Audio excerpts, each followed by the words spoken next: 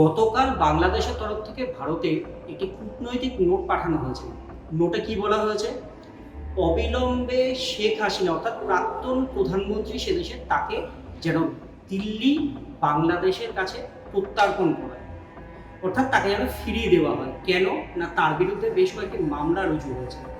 সে দেশের অন্তর্বর্তীকালীন যে সরকার, সেই সরকার তার বিরুদ্ধে বেশ কয়েকটি মামলা রুজু করেছে। তার প্রধান মামলাগুলির মধ্যে রয়েছে খুন, গুম করা অর্থাৎ রাজনৈতিক গুম করা রাজনৈতিকভাবে এবং খুনের মতন চক্রান্ত, সেই সমস্ত বিষয়ে মামলা রুজু করা হয়েছে।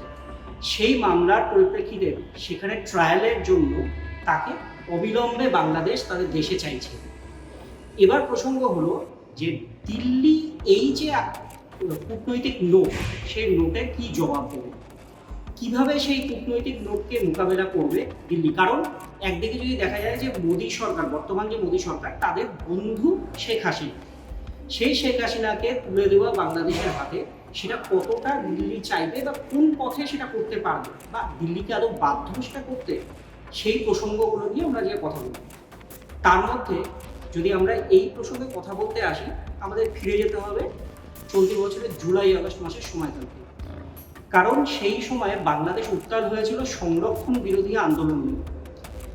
ছাত্র আন্দোলন, ছাত্রদের সঙ্গে সেই সময় সাধারণ মানুষ, বহু জায়গায় বহু শ্রেণীর মানুষ তারা নেমে পড়েছিল রাস্তায়। কেন না, সেখানে চাকরি থেকে শিক্ষা, প্রতিটি ক্ষেত্রে সংরক্ষণের যে অবস্থান ছিল বা সংরক্ষণের যে নীতি ছিল তৎকালীন হাসিনা সরকারের অর্থাৎ আওয়ামী লীগ সরকারের, তার বিরুদ্ধে সোচ্চার হয়েছিল ছাত্র এবং সাধারণ মানুষদের একাংশ।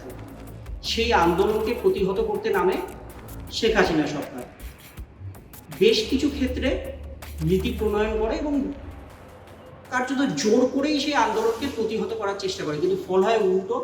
কারণ সেই আন্দোলনই পাল্টা ঝাঁজ দেখাতে শুরু করে শেখ হাসিনাকে। ঝাঁজ দেখানোর পরবর্তী সময়ে কি হয়, সেই ঝাঁজের এতটাই তেজ বাড়তে থাকে যে শেষ পর্যন্ত সরকার ভেঙে যায় বাংলাদেশে। শেখ হাসিনা খোদ প্রধানমন্ত্রীকে নিজের বাসভবন ছেড়ে পালিয়ে চলে রাজনৈতিকভাবে আশ্রয় নিতে হয় ভারত। তারপরে থেকে ভারতেই রয়েছেন শেখ হাসিনা, এমনটাই বলা হচ্ছে, যদিও তার এক্স্যাক্ট আস্তানা কোথায় বা তিনি এক্স্যাক্টলি কোথায় রয়েছেন সেই প্রসঙ্গে এখনো পর্যন্ত কোনো নির্দিষ্ট তথ্য আমাদের কাছে নেই। তবুও তেমনটাই মনে করা হচ্ছে তিনি ভারতেই আশ্রয় রয়েছেন, অর্থাৎ মোদী সরকারের আশ্রয় রয়েছেন। এবার সেই যে আন্দোলন, সেখানকার যে আন্দোলন এবং আন্দোলনকে প্রতিহত করার যে নীতি বাংলাদেশ সরকারের, তার বিরুদ্ধে বর্তমানে যে সেখানকার অন্তর্বর্তী সরকার অর্থাৎ পরবর্তী সময়ে বিএনপি সহ একাধিক বিরোধী রাজনৈতিক দল এবং তার মধ্যে উল্লেখযোগ্যভাবে জামাতের মতন দলও রয়েছে, তারা সেখানে একটা অন্তর্বর্তী সরকার তৈরি করেছে, যার মাথায় বসেছেন প্রধান উপদেষ্টা নোবেলজয়ী অর্থনীতিবিদ মোহাম্মদ ইউনূস। শেখ হাসিনা সহ সেই প্রাক্তন সরকারের বিরুদ্ধে একাধিক মামলা রুজু করেছে। মামলার মধ্যে কি কি রয়েছে সেখানে যদি আমরা একবার যদি দেখে নিই যে সেই মামলার মধ্যে কি কি রয়েছে, মামলার মধ্যে রয়েছে গুম, হত্যা, অনিচ্ছাকৃত হত্যা, বোমা বিস্ফোরণ ঘটানো এবং সন্ত্রাসবাদের মতন বিষয় সেখানে জায়গা পেয়েছে সেই মামলাগুলোতে। পাশাপাশি দেখা যাচ্ছে যে গত কয়েকদিন ধরে বাংলাদেশের মাটিতে সংখ্যালঘুরা অর্থাৎ সেখানে হিন্দুরা রয়েছে, সেখানে অন্যান্য সংখ্যালঘুরা রয়েছে, তাদের উপরে বিভিন্ন জায়গায় অত্যাচার হচ্ছে। অর্থাৎ সেই অত্যাচারের মূলে রয়েছেন মৌলবাদীরা, এমনটাই দাবি করা হচ্ছে। বিভিন্ন সংবাদ মাধ্যম থেকে শুরু করে বিভিন্ন জায়গায় সেই কথা উঠে আসছে। তো এই যে বাংলাদেশের যে বর্তমান পরিস্থিতি, সেই পরিস্থিতির বিরুদ্ধে শেখ হাসিনাকেও দেখা গেছে তিনিও বেশ কয়েকবার বিবৃতি দিয়েছেন। সরাসরি মোহাম্মদ ইউনূসকে তিনি দায়ী করেছেন যে সে দেশে হিংসার রাজনীতি চলছে। তো সেই জায়গা থেকে দাঁড়িয়ে যদি আমরা দেখি যে প্রত্যর্পণ অর্থাৎ এই প্রত্যর্পণ করানোর কথা যে বলা হচ্ছে শেখ হাসিনাকে, সেই প্রত্যর্পণটা কি? ভারত এবং বাংলাদেশের মধ্যে 2013 সালে একটি চুক্তি স্বাক্ষরিত হয়। সেই চুক্তি বলা হচ্ছে যে সেই প্রত্যর্পণ নীতি চুক্তি, সেই চুক্তি যদিও 2016 সালে আবার একটা ছোট অ্যামেন্ডমেন্ট হয় সেখানে।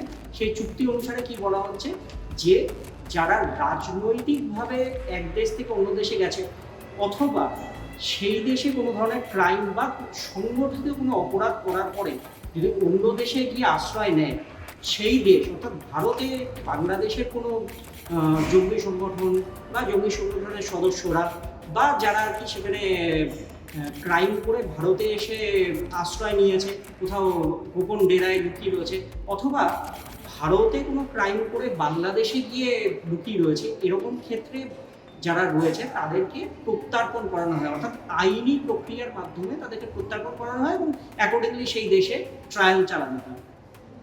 তো ঠিক সেরকমভাবেই সেই নীতির বলেই বাংলাদেশ ভারতের কাছে একটি নোট পাঠিয়েছে, কূটনৈতিক নোট, যে শেখ হাসিনার বিরুদ্ধে যেহেতু এতগুলো মামলা রয়েছে, মোট 51টি মামলা রয়েছে, 51টি মামলা রুজু করা হয়েছে, তার মধ্যে 42টি রয়েছে খুনের মতন অপরাধ, তার সেই মামলা রয়েছে।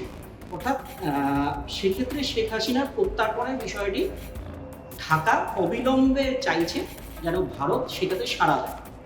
কিন্তু এখানে আবার একটা বিষয় বলার রয়েছে যে এই প্রত্যার্পণের বিষয়ে বেশ কয়েকটি পয়েন্টের মধ্যে একটি অন্যতম পয়েন্ট হলো এই চুক্তির নিয়ম অনুসারে রাজনৈতিক প্রকৃতির যদি কোনো চুক্তি হয়, তাহলে রাজনৈতিক প্রকৃতির যদি কোনো অপরাধ সংঘটিত হয়, তাহলে সেক্ষেত্রে কিন্তু সেই চুক্তি কার্যকর হবে কি হবে না সেই বিষয়টা স্থির করবে যে দেশের কাছে প্রত্যার্পণ চাওয়া হয়েছে তারা।